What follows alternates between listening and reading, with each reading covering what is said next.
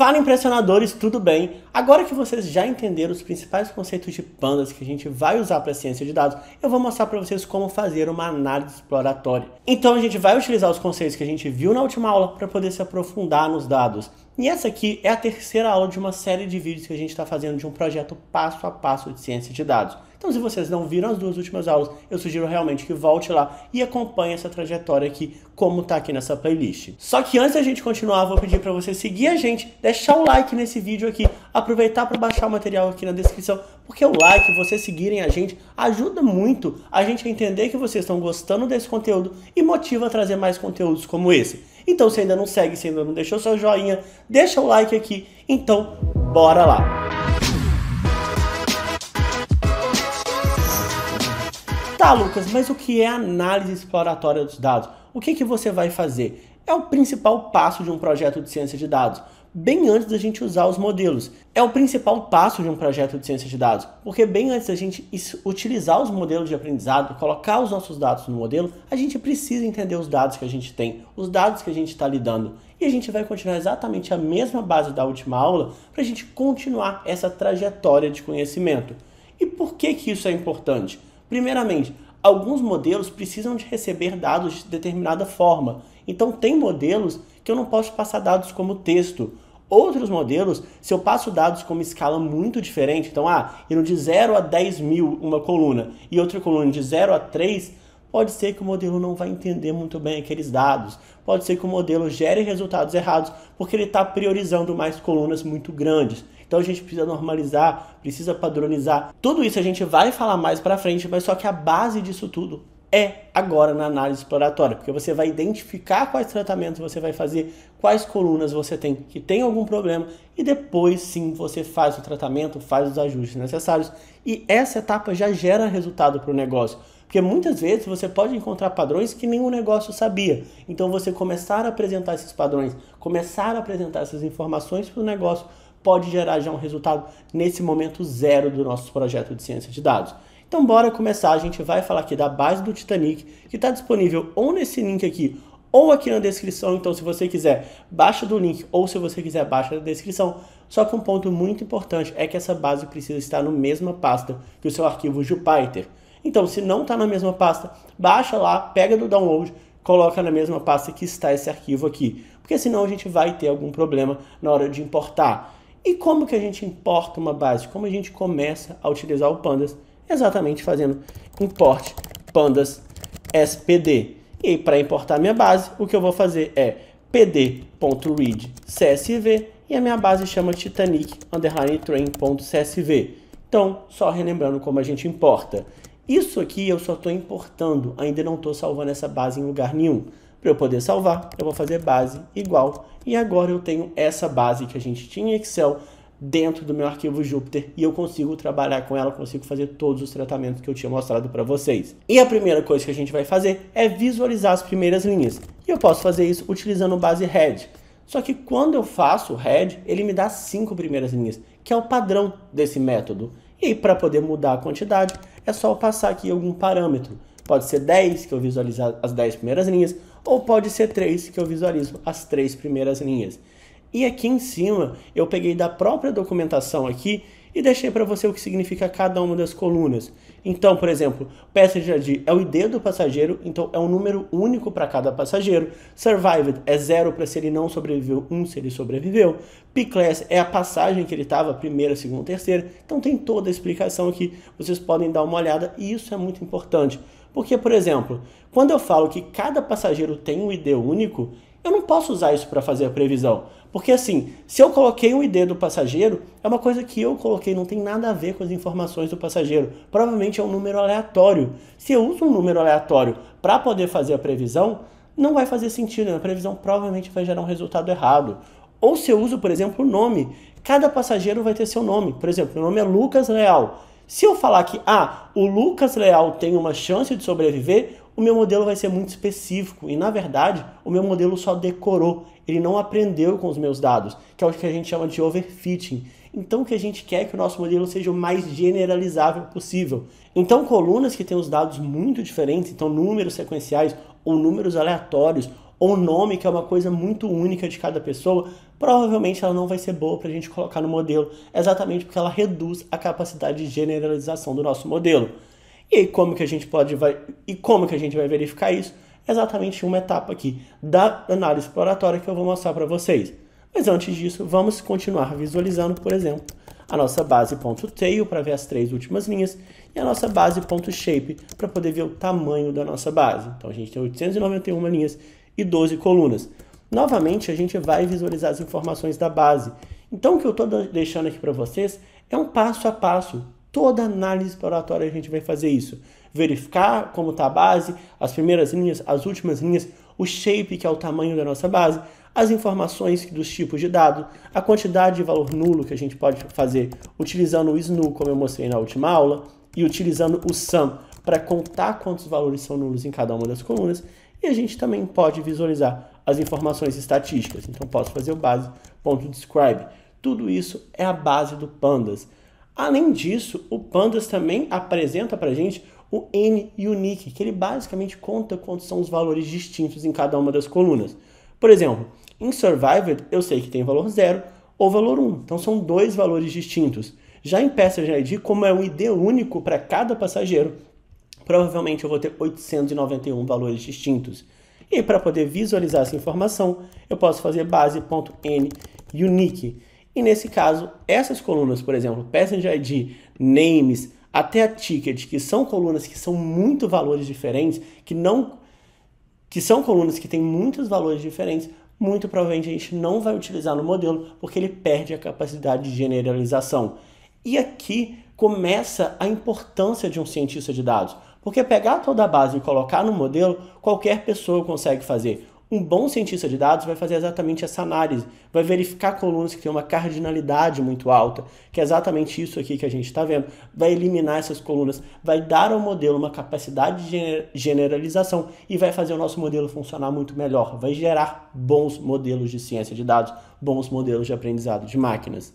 E aí, se a gente quiser não visualizar só dessa forma aqui, que é uma forma muito mais descritiva, mas também visualizar de forma gráfica, a gente pode usar os gráficos que a gente viu no Pandas, mas em geral a gente prefere usar os gráficos do Matplotlib, porque a gente tem uma certa liberdade.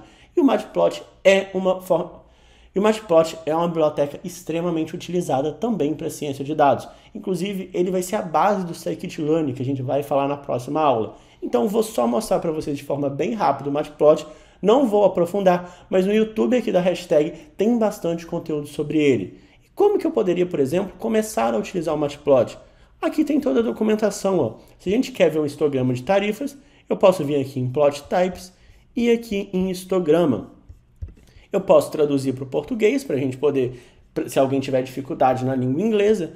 E ó, aqui eu vou importar o Matplotlib exatamente com essa primeira linha, então estou fazendo com vocês junto da documentação.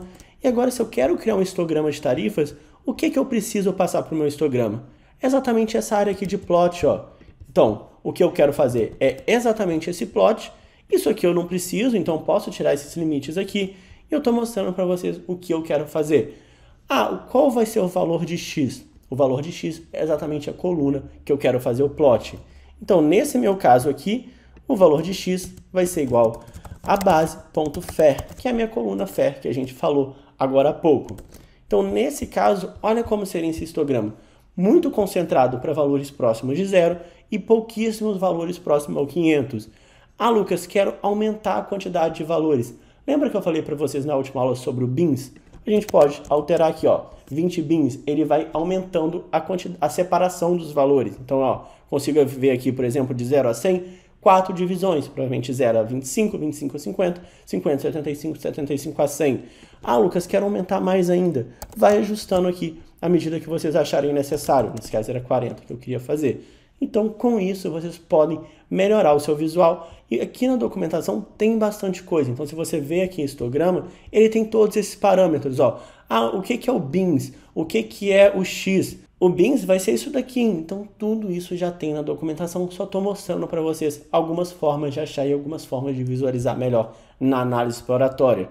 Ah, Lucas, se eu quiser fazer esse histograma agora apenas para as tarifas menores que R$100, porque essas tarifas muito altas estão atrapalhando a minha visualização. Como que eu poderia fazer? Lembra como que a gente faz um filtro na base? Exatamente dessa forma aqui, ó. Da base, a gente quer fazer base.fer menor do que 100. Então, eu quero continuar pegando a minha coluna fer, só que agora eu quero fazer um filtro nessa base aqui. Então, com isso, a gente está pegando apenas os valores menores que 100. Então, nessa região aqui, mais abaixo de 20 tem bastante gente, de 20 até 40 até tem um pouquinho, e depois acima de 40 eu quase já não tenho ninguém. Então, em geral, as minhas tarifas estão concentradas muito mais próxima ali do 10, 12 mais ou menos, e vai até o 40, uma quantidade boa. Depois eu não tenho gente pagando muito mais do que isso. Como é uma tarifa da época, para a gente vai ficar um pouco mais difícil de entender agora. A gente está falando de libras há muito tempo atrás. Mas isso é importante porque talvez pessoas que pagaram mais tiveram ali uma chance maior de sobrevivência. E se a gente quiser visualizar um box plot, que é uma outra forma da gente visualizar esses dados, a gente pode voltar aqui em tipo de plotagem e pegar qualquer tipo que eu quiser. Então, ó, vou pegar aqui o box plot e da mesma forma que eu fiz ali o ponto .ist, eu posso fazer ponto .box plot para esses mesmos dados. Então, o que eu vou fazer aqui é copiar isso daqui e eu só vou trocar o histograma pelo box plot. E aqui, na verdade, eu preciso passar um único dado e eu não posso ter esses parâmetros aqui. E olha o que o box plot nos dá. Ele nos dá exatamente os quartis que a gente tinha na última aula. Aqui embaixo é o primeiro quartil, aqui seria a mediana, aqui seria o terceiro quartil. E esses aqui são valores de mínimo e máximo, e não mínimo e máximo absoluto, mas mínimo e máximo calculados. E tudo isso daqui é o que a gente considera outlier. Ou seja, os meus dados estão muito concentrados aqui embaixo e eu tenho valores muito discrepantes acima ali de 65 mais ou menos. Então isso ajuda a gente a entender e visualizar os dados. Não vou entrar muito a fundo no boxplot, inclusive eu poderia ter uma aula só falando sobre isso, mas só para vocês entenderem que tanto o histograma quanto o boxplot servem para ajudar a gente a entender como estão os nossos dados. E aqui, por exemplo, ó, parece que eu tenho valores igual a zero. Eu deveria ter valores igual a zero. Tudo isso a gente vai entendendo na análise exploratória. E aí, só para continuar mostrando para vocês outras formas, é que dependendo do visual, outras bibliotecas vão ser até mais úteis que o Matplotlib. Por exemplo, se a gente estiver falando do perplot, o que é o perplot? Seria o plot 2 a 2 de cada uma das variáveis. E aí, se a gente quiser fazer esse plot 2 a 2, o Seaborn já tem o perplot, que ajuda muito mais a gente a fazer isso. E eu vou mostrar para vocês agora como fazer isso. A documentação está aqui, então fiquem à vontade também para ler a documentação, para se aprofundar um pouco mais, mas eu estou mostrando algumas etapas que vão ser fundamentais na análise exploratória de dados. Então, posso fazer import Seaborn as SNS, que aqui eu estou importando o Seaborn, e eu vou fazer sns.perplot, e aí eu quero fazer esse perplot exatamente da minha base. Ele demora um pouquinho para executar, e quando ele executar, a gente vai ter exatamente esse resultado aqui. Então, ó, qual é a relação da minha coluna survived com fer? Qual é a relação da minha coluna part com survived? E uma outra coisa que a gente pode fazer é colocar o RUI. O RUI basicamente vai ser a minha cor. Então, se eu quiser separar o survived Então, se eu quiser separar a minha base em relação a quem sobreviveu e quem não sobreviveu, é só eu passar nesse argumento aqui. E nesse caso, olha o que eu vou ter. Eu vou ter aqui em laranja quem sobreviveu e em azul quem não sobreviveu. Será que o dado está tendendo para algum lado? Será que eu consigo classificar por alguma dessas colunas? Ah, se eu olho a relação entre fair e age, parece que quando eu estou nas tarifas menores, menos gente sobrevive. Quando eu chego nessas tarifas um pouco maiores, mais gente está sobrevivendo. Então, talvez o valor da tarifa possa começar a ser determinante se a pessoa sobreviveu ou não. P-Class, quando eu também relaciono P-Class com P-Art, será que existe uma relação? Tudo isso é para a gente visualizar essas informações e a gente começar a entender cada um desses dados. Então, com isso, a gente tem muita informação e a gente começa a entender realmente esses dados. Além disso, a gente pode também criar uma matriz de correlação entre as variáveis. Porque se eu tenho duas variáveis que têm muita correlação e eu coloco essas duas variáveis no modelo, o que vai acontecer? O modelo vai entender que aquela variável tem muito peso e vai atribuir mais peso, mais importância para ela, e sendo que, na verdade, talvez isso não deveria acontecer. Então, se tem duas variáveis com muita correlação, talvez eu deva colocar só uma delas no modelo. E como que a gente faz isso? Exatamente utilizando o base.core. E por que eu estou trazendo isso para vocês na parte de Seaborn? Porque isso aqui é ruim de ver. Só que quando a gente usa o heatmap do Seaborn, que é o csn.heatmap, olha como fica muito melhor da gente visualizar essa correlação. Aqui eu consigo entender quem tem uma correlação muito forte positiva, quem tem uma correlação muito forte negativa. E o que quer dizer a correlação? A correlação positiva basicamente me diz que se uma variável está crescendo, a outra está crescendo na mesma proporção. A correlação negativa me diz o contrário. Se uma variável está crescendo, a outra está decrescendo na mesma proporção. E uma correlação igual a zero me diz que não existe relação entre essas variáveis. Então, por exemplo, eu sei que tem uma correlação alta entre P-class e FAIR, e faz total sentido, porque ali, quando eu tenho classes mais altas, eu vou ter tarifas mais altas. E será que eu devo eliminar alguma delas? Depende, porque talvez a pessoa da primeira classe pode ter pagado um valor ainda maior por uma cabine especial. Será que essa pessoa da primeira classe que pagou um valor maior teve mais chance ainda de sobreviver? Tudo isso a gente vai entendendo quando a gente for explorando os nossos dados. Mas agora a gente já sabe de forma mais geral como estão essas nossas informações. E aí você pode estar se perguntando, mas Lucas, e se eu tiver 10 bases, se eu tiver 20 bases? Como eu poderia fazer todas essas etapas? Isso vai me dar muito trabalho. E aí tem uma forma um pouco mais rápida de fazer isso, que é exatamente utilizando o Pandas Profiling, que eu vou mostrar para vocês agora. O que o Pandas Profiling vai fazer é exatamente gerar um resumo de tudo isso que a gente fez na análise exploratória. Ah, Lucas, isso substitui uma boa análise exploratória? De forma alguma. Ele apenas nos dá uma ferramenta de agilizar o nosso processo. Então vamos supor que a gente tem 10, 20 bases, a gente não consegue fazer essa boa análise exploratória para todas elas. Então o Pandas Profiling nos traz um resultado um pouco mais rápido. Ou se a gente quiser de forma muito rápida, em 10 minutos, já trazer um resultado, ele também nos ajuda nesse ponto. E aqui tem a documentação do Pandas Profiling e tudo que a gente precisa utilizar para poder usar essa biblioteca. Então primeiro a gente tem que fazer a instalação e aqui já tem o pip install Pandas Profiling. Já está instalado no meu computador, então eu não vou repetir essa informação. E aí se a gente quiser utilizar o Pandas Profiling, a gente primeiro tem que importar o Pandas e o Pandas Profiling. Então eu vou importar ele aqui, exatamente copiando e colando esse código. Agora o próximo passo é a gente importar a nossa base de dados. E a gente já sabe que a nossa base de dados vai estar em pd.readcsv titanictrain.csv. E agora que a gente tem a nossa base de dados, a gente já pode gerar o nosso relatório, apenas copiando essa próxima linha aqui. Então, ó, quando eu copio essa linha aqui, eu estou gerando o meu relatório. Aqui eu só preciso alterar o nome para a base que eu acabei de importar. E para eu visualizar o relatório, é só eu pedir o profile. Nesse caso aqui, ó, ele já está gerando todo esse relatório para mim e a gente vai conseguir visualizar ele passo a passo. E olha o que o Pandas Profile vai me entregar. Ele vai me entregar um overview dos meus dados, então número de variáveis, quantidade de observações, valores vazios, o percentual de valores vazios, então 8,1% da minha base é valores vazios, se eu tenho linhas duplicadas, o tamanho da memória, e aqui ele me dá várias outras informações, como por exemplo, alertas, alta cardinalidade, é isso que eu mostrei para vocês, valores que não são únicos. Name ticket cabine tem muitos valores distintos, então provavelmente a gente vai retirar essas informações. P-class tem uma relação muito grande com FAIR, então se eu tiver um problema na coluna P-class, eu posso utilizar FAIR, ou vice-versa, ou talvez eu tenha que utilizar as duas, porque essa informação é importante para os meus dados. A gente vindo aqui embaixo, tem valores uniformes, então tem 1, 2, 3, 4, 5, 6, 7, 8, 9, 10, isso são valores uniformes em todas essas colunas aqui. Em CIBSP, PAT e FAIR, eu tenho valores zeros, então deveria ter valor zero na coluna FAIR. Será que alguém pagou R$0 na passagem?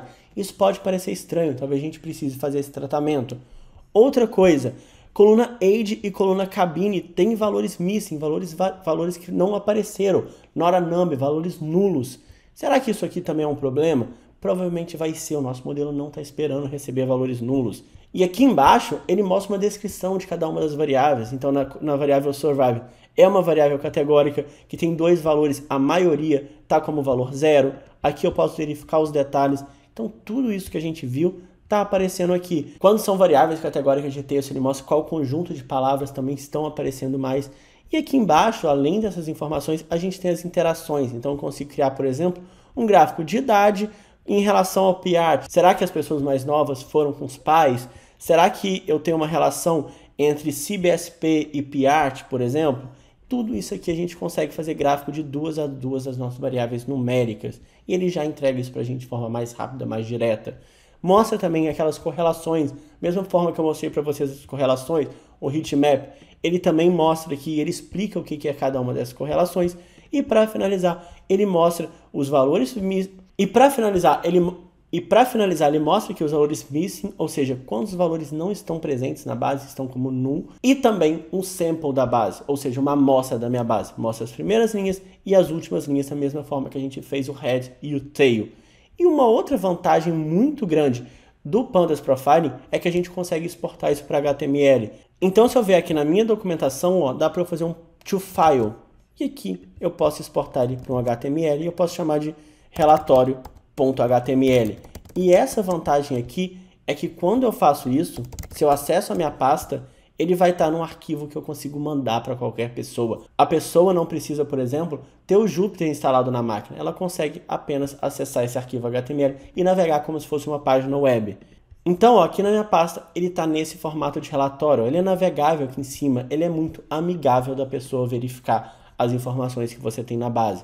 Então, isso ajuda muito também na nossa análise exploratória. Então, com isso, eu queria mostrar para vocês os principais passos de uma análise exploratória e é muito importante vocês guardarem essas informações, esses arquivos dessa aula, porque a gente consegue utilizar, consegue reutilizar isso para vários projetos que a gente for fazer. E eu foquei uma aula só nisso, porque na próxima aula a gente já vai considerar que a gente entendeu os nossos dados e a gente já vai aplicar os nossos modelos de aprendizado de máquinas. Mas tudo isso a gente vê na próxima aula.